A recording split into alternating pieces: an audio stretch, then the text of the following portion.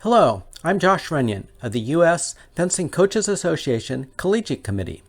One of our goals is to provide education to NCAA coaches. The new ability for college athletes to monetize their name, image, and likeness is a big change to college athletics, which will affect all sports, including fencing. In this meeting, Meyer of the NIL Network will provide insight for college fencing coaches on how to help and protect their athletes. Welcome, Michelle. Thanks, Josh. Um, First of all, thanks to you guys for joining today. I know everyone has pretty busy schedules, and I appreciate you guys taking the time to learn a little bit about these NIL changes. So to give you a background on myself, my whole background is in volleyball. I played collegiately at UC Santa Barbara, played professionally overseas in Denmark for a year, and then got into coaching where I coached. This picture here is at University of Hawaii, beach volleyball, Pepperdine, and then I worked for USA Volleyball running the high performance program for a number of years. The reason I started NIL Network, when California passed their legislation in actually 2 years ago, that said essentially that all athletes in California would have rights to their name, image, and likeness starting, I think it was in January 2023 was their initial start date. I was just fascinated by this change. I thought it was an incredible step that the state was taking to give athletes back their rights. So I fast forward to the end of last year and I started looking at NIL again, and I just couldn't believe that there weren't that many people talking about it. I think due to COVID, it really got swept under the rug, and there just wasn't as many conversations happening around it and people aware of these massive changes that were coming to college sports. So I created NIL Network really as a hub of resources for athletes, coaches, and administrators to help them understand kind of the nuances of this change, some of the things that you don't think about when you first hear about it. And I put together this coaching workshop back in June or so, and it's been updated constantly, but really to share with coaches what they need to make their athletes aware of as we proceed into this new era. So it's a pretty high level presentation. It goes over just the major themes that you should be aware of. And like I said before we started recording, but if you have any questions at all during this time, don't hesitate to unmute and ask away. So these are some of the high-level topics we'll go over. A little bit of a timeline, some of the early projections and statistics from the first, now we're 3 months into NIL, how you can best support and protect your athletes, some tips for utilizing NIL in your recruiting pitches, and then looking at some of the trends that we've seen so far. I'm not going to spend too much time on this slide since we are already past July 1st, but essentially the takeaway from this is it's something that's been coming for many years, probably over the last decade, with really the O'Bannon case pushing this even farther into the public eye and making more of a public awareness around name, image, and likeness rights. So my biggest takeaway from this slide is just NCAA really doesn't have much power anymore, especially after the Alston case and some of the antitrust type things that were brought by the Department of Justice. They actually could not change their NIL rules without opening themselves up to hundreds of millions of dollars of more litigation. So we all know June 30th, they essentially punted NIL back to the institutions or the states. So where we're at right now is they have their interim policy in place, which is very bare bones. The first one saying that there has to be a quid pro quo. So essentially, an athlete has to do something to earn money. They cannot just be given compensation. They need to do a social media post or an appearance, an autograph. Now, an interesting piece of this is NCAA initially wanted there to be some sort of fair market value around it, but since it's a brand new market, there has been cases already of athletes that have gotten paid, quite a bit of money for very little output, such as one autograph or one little retweet or whatnot. So second one, pay for enrollment. So no recruiting incentive saying, hey, if you come here, you'll get $10,000 a year, or no keeping athletes enrolled at a school, excuse me, on the same type of enticement. But Again, these rules have already kind of been pushed in the first 3 months we've seen a lot of the team deals with football and basketball that we'll get to a little bit later. And then finally, pay for play. So a person, business, brand can't say to an athlete, hey, if you, I don't know, throw 3 touchdowns, or for every touchdown you throw in this game, we're going to pay you $10,000 extra. Again, this is kind of been pushed in various ways over the last 3 months. So, and besides that, it all goes back to if you have a state NIL bill, you follow that, and if you don't, the institution is responsible for writing their own policy and how they want this to function. So, quick look at the map here of essentially where we're at as a country. So the gold right there has an NIL bill that's been passed and is in place. The blue has passed an NIL bill, but it has not gone into effect yet.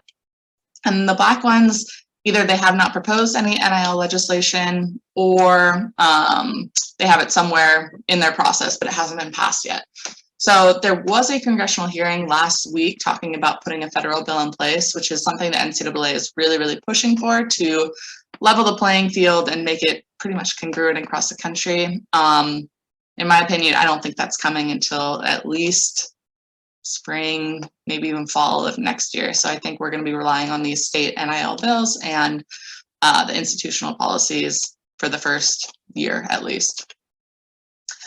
Okay, so moving on here of why NIL reform now, besides the O'Bannon case and whatnot.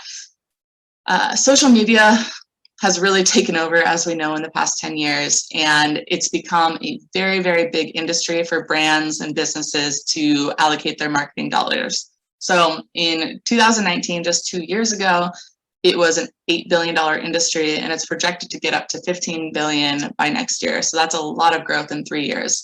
And what this means is these brands and companies, instead of going the traditional routes of commercials or taking out advertisements in newspapers or even on digital magazines and whatnot, they're choosing to find influencers who have a following that is essentially their target demographic. So athletes are really, really useful in this case because their engagement rates are much higher than the typical influencer. They're more authentic, and their following is usually a pretty good demographic for a lot of brands. So as you can see here, there's some of the projected numbers. We know that the top basketball players and even gymnasts now with Suni Lee are set to make well over $1 million a year in NIL. However, most athletes that are getting after this are probably going to be in the $5,000 or less range if they're doing social media endorsements, appearances, that sort of thing. So for most athletes, it's not going to be life-changing money, but it's going to be, significant money for a college athlete, especially I know when I look back to my college days, I would have loved to have a couple $100 extra a month to spend on various things. An interesting piece, projection, is that female athletes as a whole are projected to make or to benefit more from NIL than their male counterparts. And the reason for that in general is women are on social media more, they take care of their followings, their engagement rates are higher than men. And also there aren't as many professional opportunities for women coming out of college. So these, yep. Can I ask you a question? Sure. Can you go back to that slide? Uh-huh.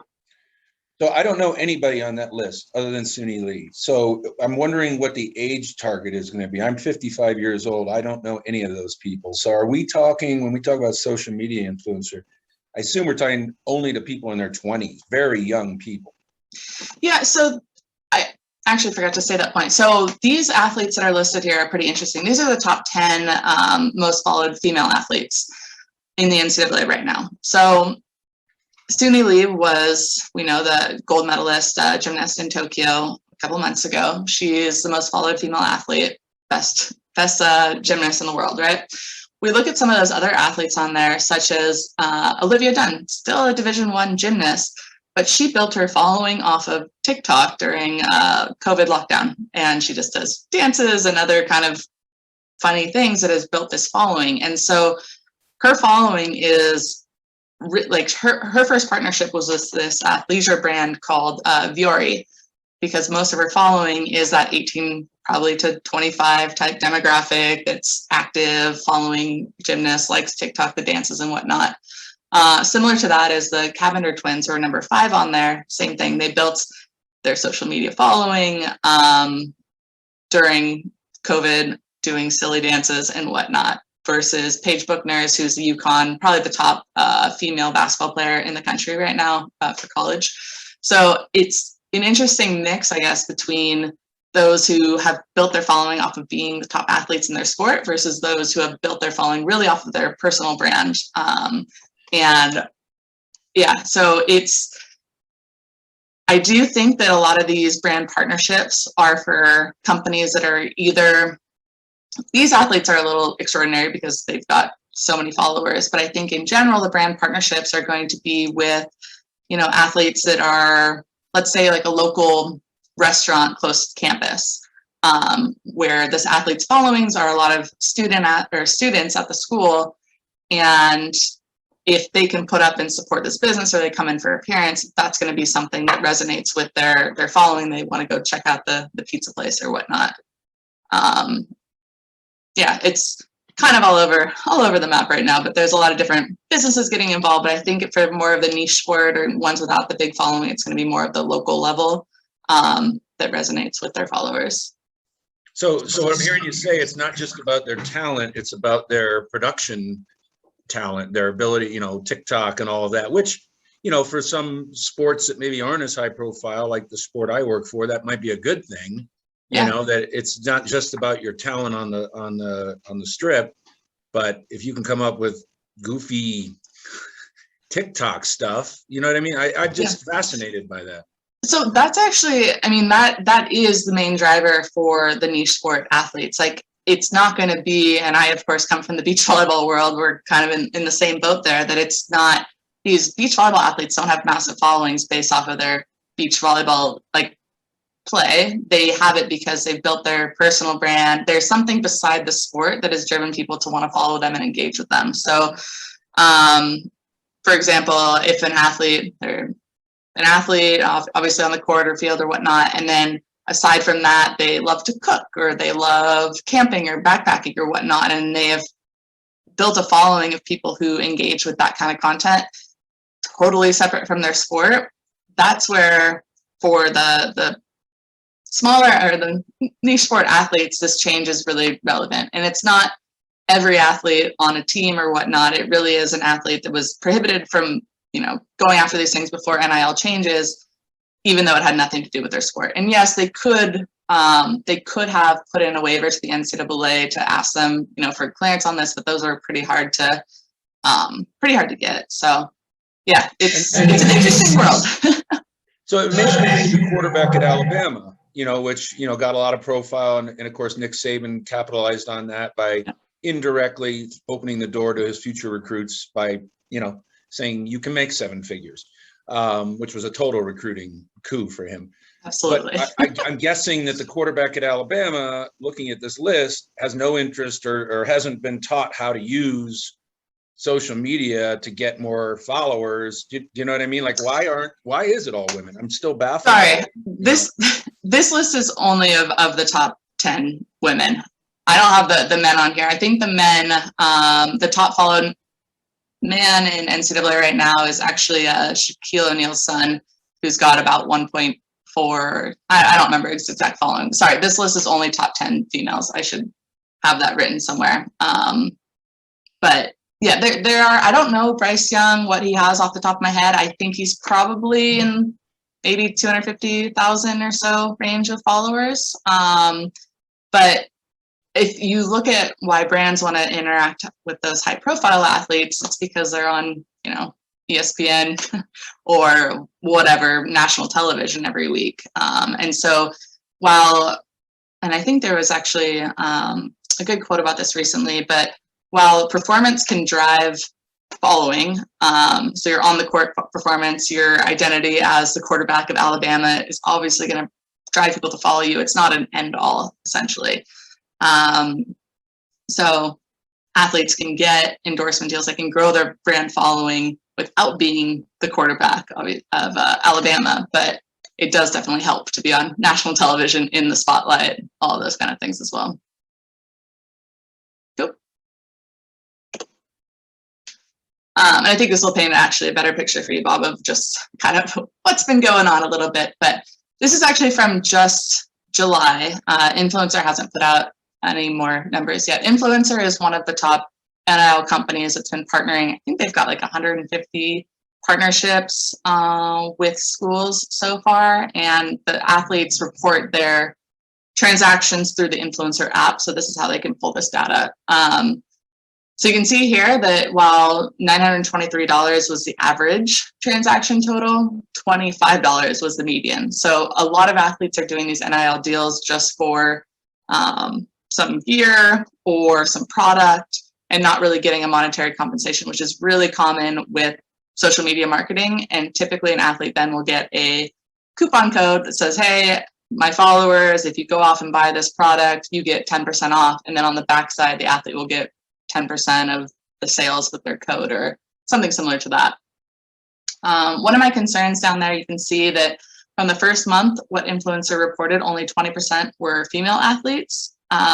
There's been a number of reasons that people have thought this. There was a lot of really, really big type of deals at the beginning of July that were more geared towards probably more male athletes than females. And also people say that female athletes they don't have the same kind of fear of missing out as some of these male athletes, and they're holding to find the right brand deals. So I think early stats, take them for not that seriously, but and then this is from Open Doors, which is Influencer's top competitor. And this is from 2 months. So hopefully they're going to put out their September stats maybe this week. But looking at here, we can see that football really took over in the first couple of months. And I think there's a number of reasons for that. I think that the seasonality of it, them being obviously on TV really helps. And I was happy to see women's volleyball second. I'm not sure that'll stick though, because again, volleyball being a fall sport, I think it drove a lot of brands to work with volleyball athletes out of the gates.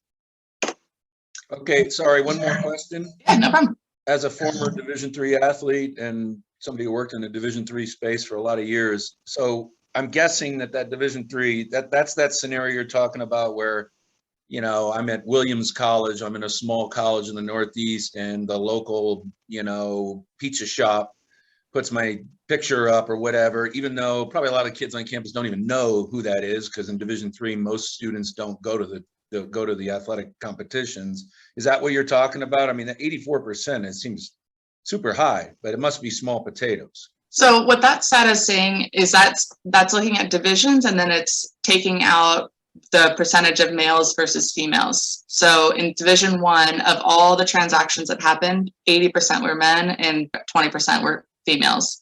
And so for D3, 85% were men, where only 15% were females going after those deals. I don't think they gave the breakdown of total numbers of what was D1, D2, D3. I don't remember, but again, like, I take these stats kind of with a grain of salt because it's just so early, and I think that those numbers should even out, or potentially even in time, at least at the D2 and D3 level. I'd imagine that female athletes might even be more than male athletes in the terms of the total number of transactions that happen.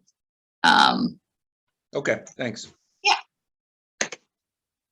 Okay, opportunities to monetize. So these are the various ways that athletes will or can monetize their NIL now. Like I've talked about social media endorsements before, that's projected to be #1 far and away in the number.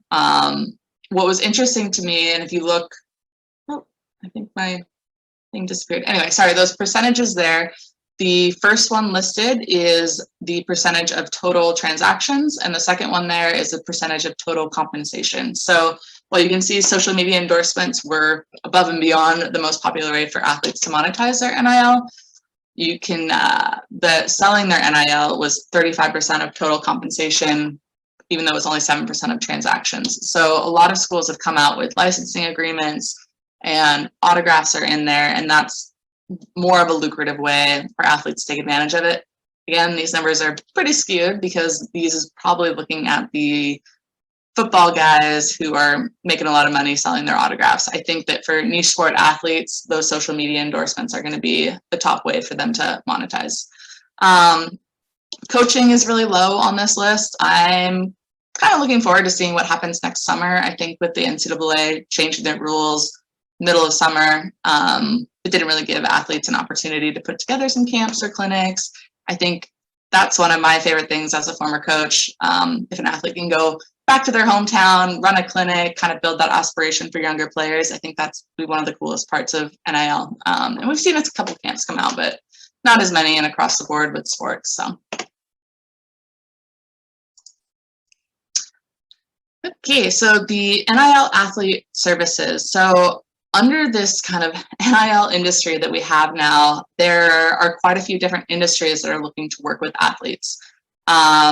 Digital marketplaces, which I'll talk about in the next slide, are probably the top way for niche sport athletes to go after getting some of these deals. So the way that those work are an athlete creates a profile, and then a brand creates a profile, or essentially what they're looking for from a marketing campaign, and they connect through the app and do the deal through the app. So it's all digital. It's not really that hands-on from the company.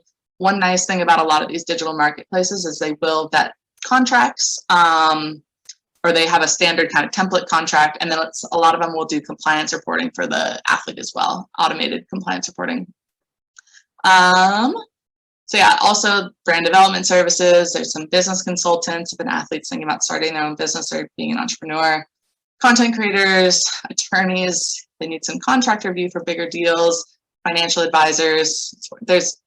I think my list right now is about 250 service providers that are going directly to athletes that I've seen and collected over the last 10 months. So, and it seems again, like there's another 5 every day that I add to that list. It's a little bit crazy. So these are the digital marketplaces I was talking about. I think this is where I push whenever athletes come and DM my Instagram account or whatnot and say, hey, how do I get started in this space? I generally push them to work with the digital marketplaces. Reasons, as I mentioned before, they have templated contracts, which means that athletes won't be signing into bad deals, and also can sometimes take care of that compliance reporting. The company takes usually about 10% of whatever that total fee was. They might add it on the brand side, or they might take it from the athlete side. It really just depends on the business model of the company. I'd say the early leaders in the space, Icon Source, Open Doors, Mogul, Dreamfields out in Florida, they're doing a lot of good stuff, Market Price, and No Cap. But I think I've got about 15 listed on here. I think there's 30 to 35 of these digital marketplaces. It's a pretty busy space right now. Okay, the not so glamorous part of NIL.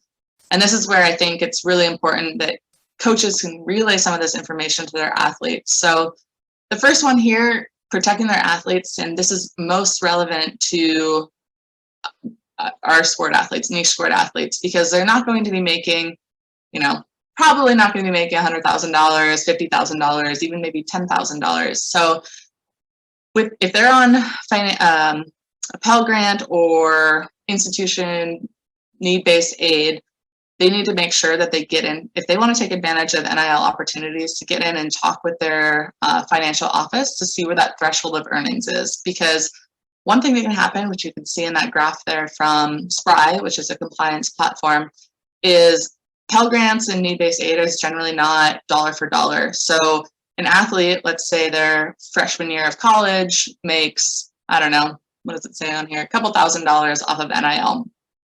Their need-based aid gets reevaluated 2 years down the road, and all of a sudden they've pushed into a new bracket, and now they've had their need-based aid decreased by $5,000. So they can actually come out in the negative, which would obviously be the worst case scenario for these athletes that are out, working, thinking that they're making some good money, and then to actually come out on the negative. So making sure that athletes are talking to their financial aid office, figure out where that threshold is, and then really evaluate if they think they're going to be making more than that threshold. Otherwise, it might not be worth it for them.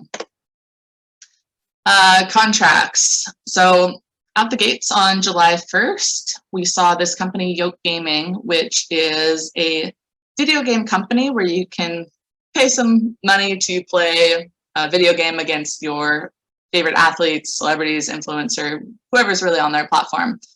About a week later, an attorney from Florida pulled up their contract, which when an athlete went in to sign it, as we're all conditioned to do, it was just a little box that said, check here to agree to the terms and or user agreement.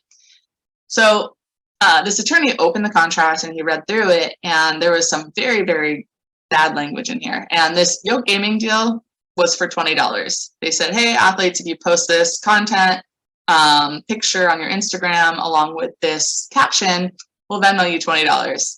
Sign this agreement. What this agreement says is that Yoke Gaming has the rights to any athlete that signed that contract, their likeness forever. And I doubt, the numbers I've heard, anywhere from 1,000 to 5,000 NCAA athletes signed this contract. And while I really hope that it wasn't malicious intent, I think that some people have come and said out, hey, now Yoke can turn around and sell an athlete's likeness to EA Sports or some other types of things. So kind of a eye-opening situation of just how careful athletes need to be. And obviously nobody's going to get an attorney for a $20 deal, but even encouraging your athletes to make sure that they know that these are legally binding contracts. These are not a joke, and they need to open them up, make sure that they read them. If they have a trusted friend or parent or whatnot that can look through it with them, I think that's a good thing to have a couple pairs of eyes on it.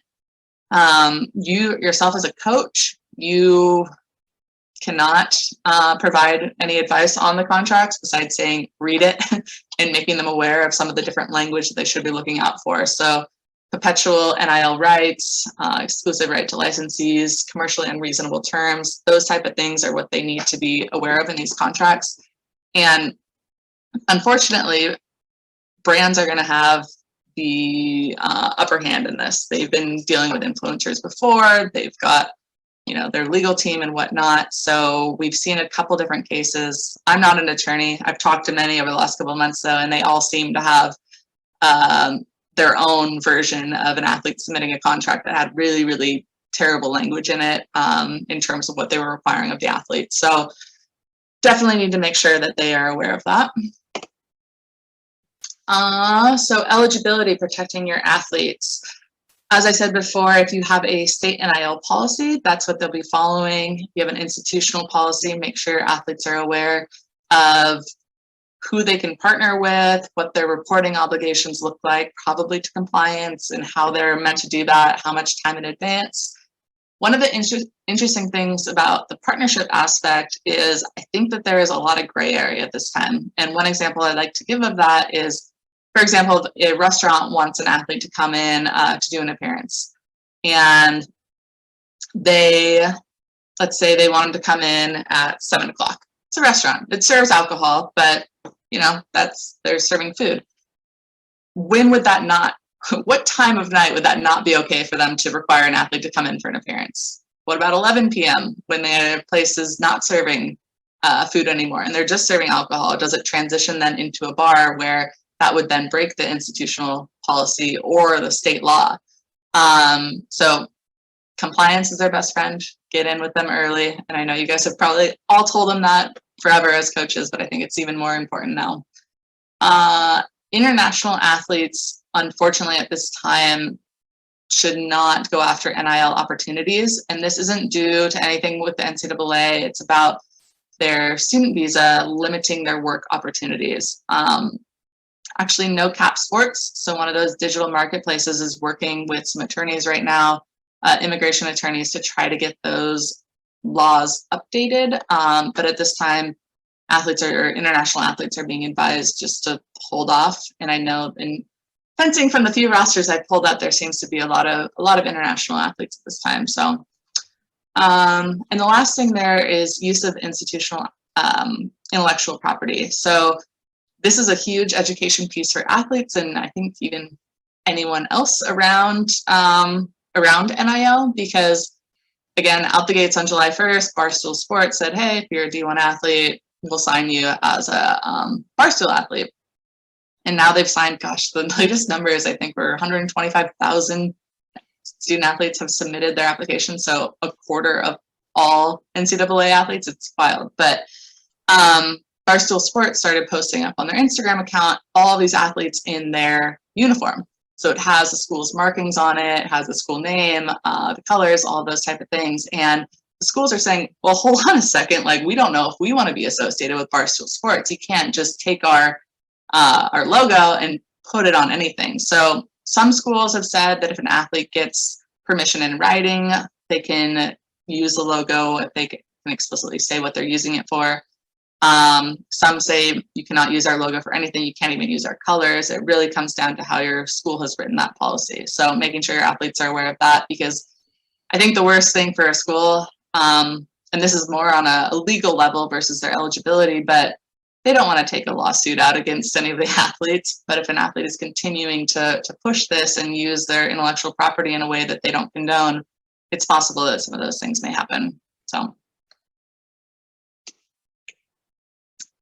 Okay, and then finally here, for the athletes, making sure that they're aware of tax implications from NIL deals. Even if they've had let's say a job before in high school working at the pizza shop, they were probably a W-9 employee where they already had their federal and state taxes taken out of their paycheck. For any of these deals, they'll be most likely be a 1099, which means that they will not have any taxes taken out. And it might be a rude awakening for them come tax season, and all of a sudden they owe money that they don't have. So making sure that they understand they need to be saving, 20% of their NIL deals, put it in a separate account or however they want to deal with that. Also, the value if they're getting gifts in kind, such as apparel or product or whatnot, that there is a value attached to that they may have to pay taxes on. And finally, protecting their intellectual property. So should they be creating a business? If they're running camps and clinics, probably. If they're just doing social media endorsements, maybe not. So having them understand kind of the legal implications of starting a business and what that might look like and how that might help them and protect them. All right, so on maintaining a positive team culture, there was a study done, probably about a year ago now, so pre-NIL legislation, and it was with Power 5 schools athletes talking about how they felt about NIL and how they thought it might affect their athletic department as a whole, and then also their team culture. So over half responded that they thought that it would separate the teams on campus already. So again, Power 5 institutions looking at the revenue generating sports, football and basketball, they're saying we think that NIL will make them even more isolated on campus, away from the other sports, even though I think that they're already quite isolated or a little separate than the rest. But the other interesting piece was almost half said that they thought this would create a conflict within their own team. From the coaches I've spoken to, again, I coached in female sports and in volleyball, so that's mostly my demographic, but I don't think that this is that. I don't think this will drive the divide, as a lot of football coaches have said.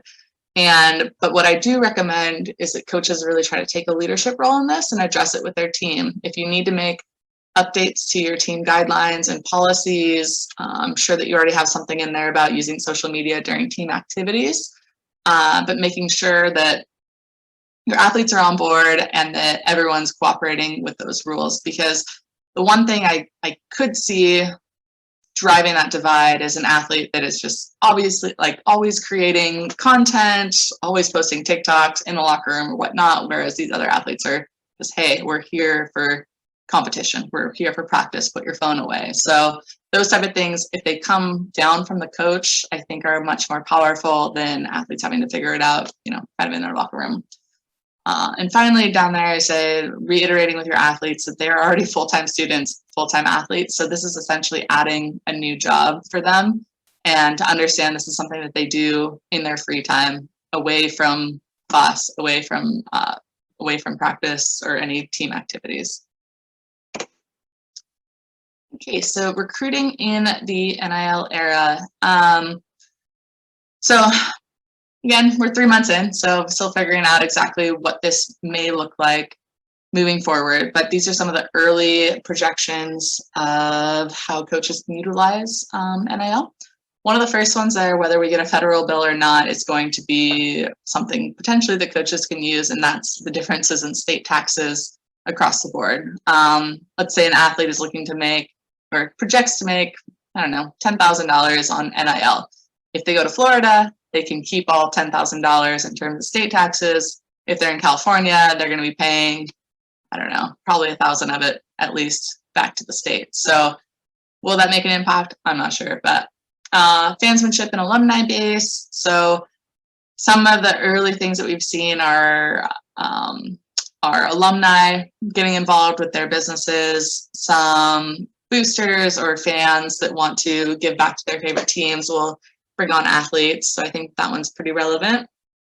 And then lastly, the metropolitan big city versus a small college town. So there's advantages to both. In the big city, you have a ton of businesses, a ton of people in the city, obviously, versus a small college town where the athletes are probably looked at more as those type of celebrities or whatnot. Like I look back to coaching at University of Hawaii, where we didn't have any professional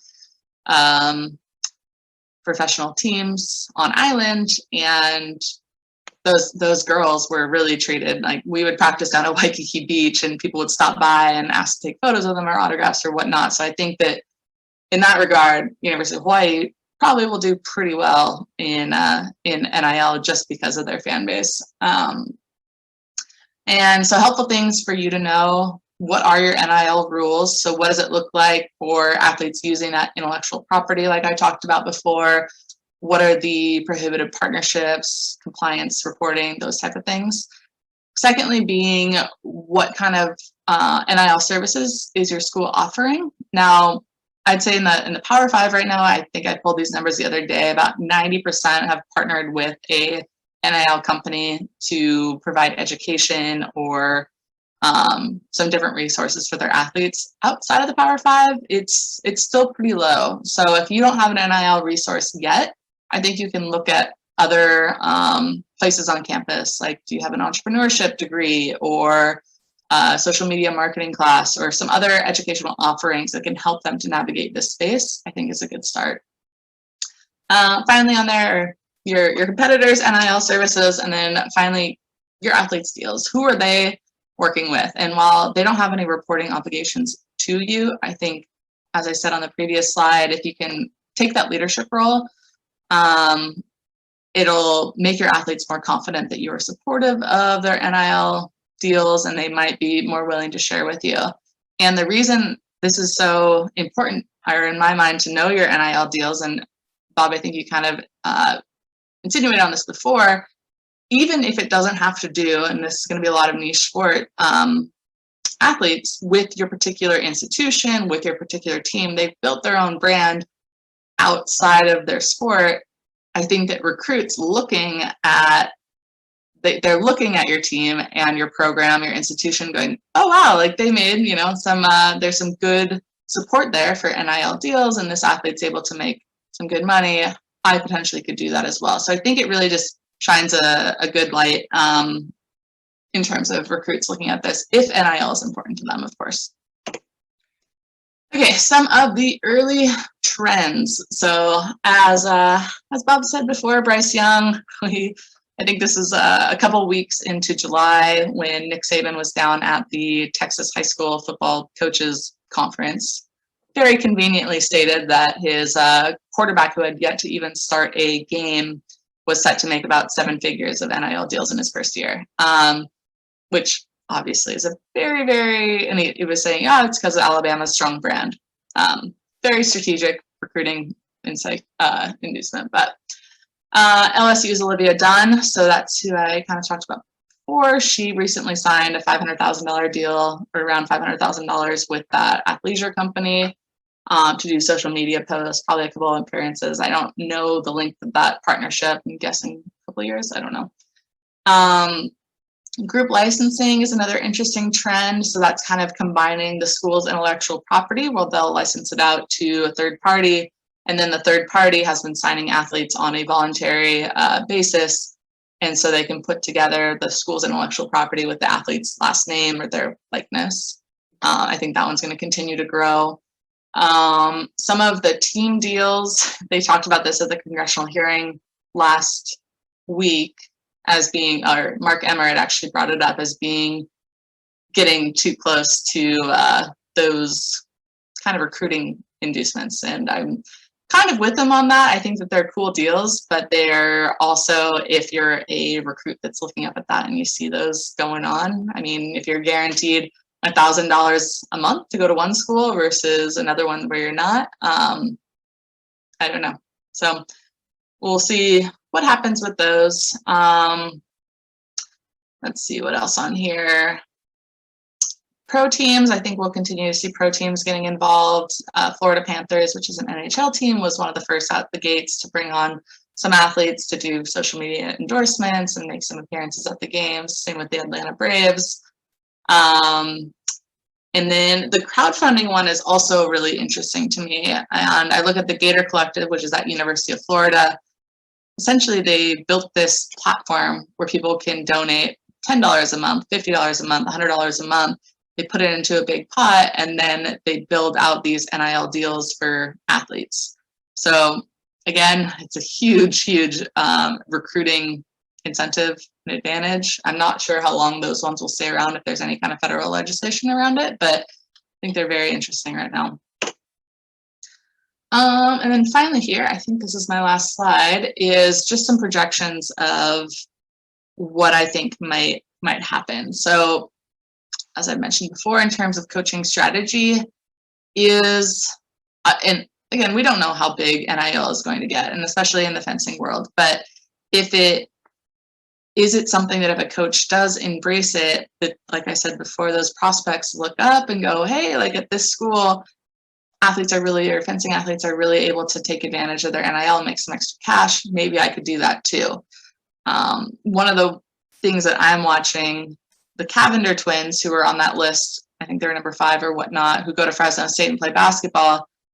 Will Fresno State have a spike in their recruiting? Because if an athlete goes there and associates themselves with the Cavender twins, that'll build their following and essentially earn them more NIL money just from that association. So I'm kind of watching that and seeing what happens there. The high school impact, so with the NCAA wiping their amateurism right of publicity rules, this is the first time now that if a high school athlete takes advantage of their NIL, they can actually maintain their NCAA eligibility.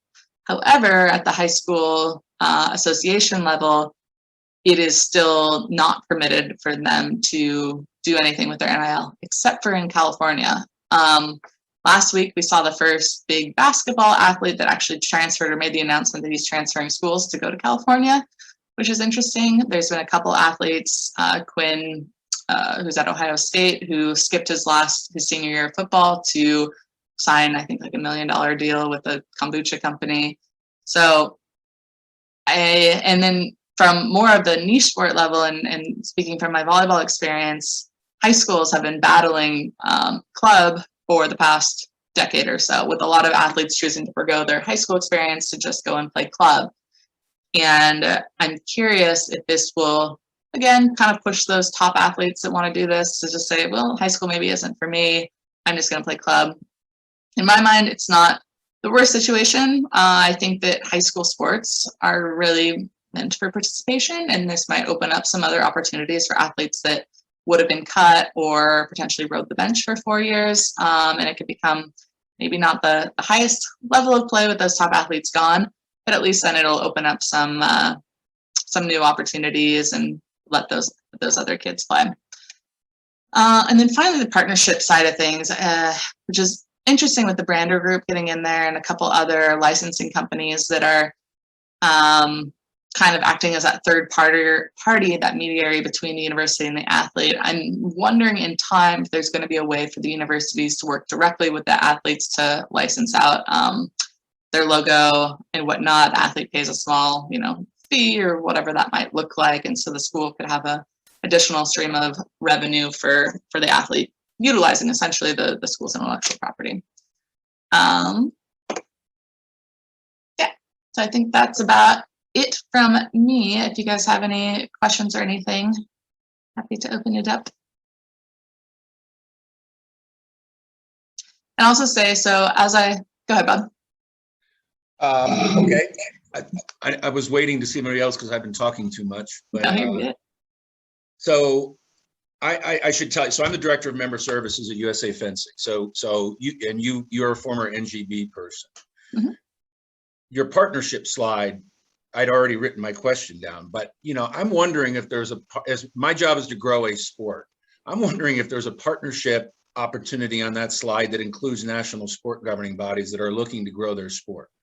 I'm thinking now, and again, this maybe sound totally random and crazy, but I'm sitting here thinking, if I could hand pick good-looking male and female fencers and come up with a social, I couldn't do it because I don't know anything about social media, come up with some sort of crazy strategy though, where you have these athletes and you have a social media expert that can teach them how to do goofy stuff like we talked about at the beginning, TikToks and all that.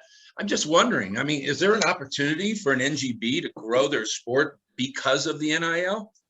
So I forget exactly what organization. I don't remember if it was a coaching association or if it was an NGB that I was talking about before that was considering building out on their website something that would bring in like brands, essentially the digital marketplace idea, but specific to a sport.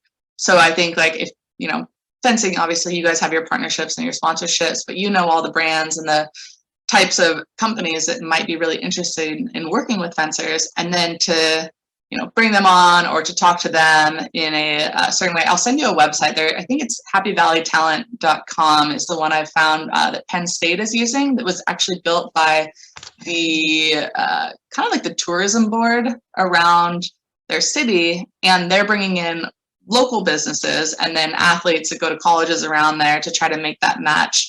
And I think that might be something that could work even at the national level to have a place, because fencing is small, and I think that they might, same with beach volleyball, kind of get lost in like the big crowd of NCAA. But if you can pull those out, and I've thought about that for beach volleyball as well, like how can I build something that brings in a lot of those brands that I know want to work with beach volleyball athletes and make sure that these athletes are getting opportunities and that there's something there for them. So I think there is probably a really cool opportunity to do something like that. Yeah, no, I'm dig in on that. The other thing you've taught me on this call, at least maybe I'm wrong, you tell me if it really doesn't even matter how good an athlete you are. If I were the worst player on the football team, hearing this presentation, I'm going to come up with I'm the worst player on my team type content. No, I'm serious. Yeah, no. You've seen Rudy, the movie Rudy and things of that nature. It's really more about creativity and, having almost like Hollywood production mentality. Yeah. Because I'm the worst player on my team, TikTok or whatever, or I'm the worst player on my team, call it what it is. There's a lot of people that are worst players on their team that would probably gravitate to that. You know what I'm saying? So it's fascinating because it isn't just the Alabama quarterback. It could be somebody that's under the radar school, nobody's heard of it, that type of thing. So Bob, the reason I was laughing was because right after July 1st, there was a Division III, I think like the 4th or 5th pair men's tennis player that made a video and it went viral. And he was just like, hey, I got my NIL rights now. So if you want me to come like sit on your couch, I don't have a couch. So like if I could come sit on yours and watch some tennis, like that would be cool. I can give lessons, but I need lessons too. So if anyone has any insights, like just this really funny video taking a shot at himself, and it went viral. And this kid now has so many followers and it's getting those brand endorsements. Like social media world is just absolutely insane to me, how these accounts grow and the different type of things that make them go viral, and then all of a sudden that they're getting a lot of different opportunities. So I think you're totally right. There's another football player, I think that was at he might have been at a D1, but like not a big D1 school, who created his following off of like things big men do. He's a lineman, right? And so he's over 300 pounds, and he just takes shots at himself about how like life of a big man and the inconveniences he goes through. So that's his personal brand. He gets followers of, I'm sure, big guys all over the country. So what a great opportunity for, I forget the name of the t-shirt company, but big long tees or something like that, to look to partner with a guy like that, because those are the type of people who are following him. Absolutely. And then last question for me is, I'm wondering what the impact of gambling, and it feels like the lines are going to be super blurred regarding, FanDuel and all these, and now with, gambling essentially being legal in almost every state in the country, or soon to be. I just wonder, like, I know that there's restrictions obviously at the NCAA level, but these are young people that don't always make the best decisions. So I would have a concern about that long term. Yeah, I think on a lot of state NIL laws that they definitely outlaw any partnerships with gambling companies, but there was in Colorado, for example, it does not. So last week there was a gambling company that offered every single NCAA female athlete in the state of Colorado an NIL deal of $500, and they just have to promote this company, and they're saying, hey, you don't have to do anything specific to gambling, but you got to appear at an event or whatnot. And so that line is very blurred already. And for myself, thinking about it, it's a scary thing for this to be overturned, gambling coming like to popularity in college sports, and then with social media being at the level of popularity it is, because I think that there are going to be some things where, and it's the social media part of it, I guess, is the accessibility to the athletes. Let's say somebody gambles or has an NIL deal with an athlete, they put some money on them, and then the athlete doesn't perform or whatever's going on there. My fear is the rebuttal to that of these super fans essentially getting into their DMs and just tearing this kid down, and some of the mental health issues that can happen around that, which we're seeing already at even pre-NIL for the top football and basketball guys. I think last year in March Madness, there was a kid who actually ended up reporting the DMs to the police. He was at Ohio State, and it was something he was being threatened so terribly, and just fear for his life. And that's something that's really scary to me, with all these things kind of coming together. I actually wrote about it in my last September Trends report, just talking a little bit about those fan funding platforms, and then all the repercussions that can happen around it, unintended consequences essentially. But yeah, I think that there's definitely going to be, unfortunately, some not great situations that we see in this first year, and then have to figure out how to react and how to make things a little bit better for the athletes. Thank you. Yeah. So in terms of what I offer on my website, so it's nilnetwork.com. I have basically for your athletes, if they want to go on there and find the digital marketplaces or different management companies or whatnot, I have a list of the 200 or whatnot that are up there, along with another database that's all the institutional policies, partnerships, and what their NIL programs look like. I'm actually in the middle of redoing the whole website, so TBD on how that turns out, but a fun project there. And then the podcast, and I have an NIL newsletter where I just send it out once a month with my trends report for the month. So those are my main service offerings on the website. So check it out. Okay, well, thank you very much, Michelle. If anybody has questions for Michelle that they want to email her, I mean, her information was on there. If you didn't write it down, get a hold of me, and I'll pass those on to her, hook you up directly. Also, if you have any general comments back for the USFCA, where we're trying to actually develop these educational resources for our coaches, any feedback on this particular one or other ones that you'd like to see, I'd be happy to hear from you on that.